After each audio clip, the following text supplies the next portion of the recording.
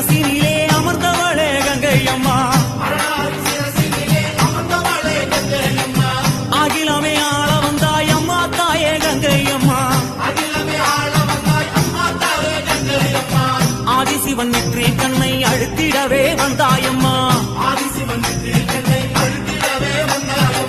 பரமனோட சிரசினிலே பாங்குடனே அமர்ந்தாயம்மா கங்கையம்மா தேவி நீ கண்ண தோர தாயி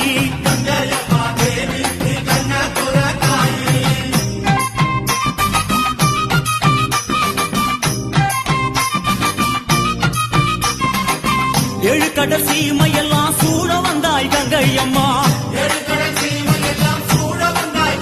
அம்மா ஆறு குளங்களிலே அழகு நதி ஓடையில்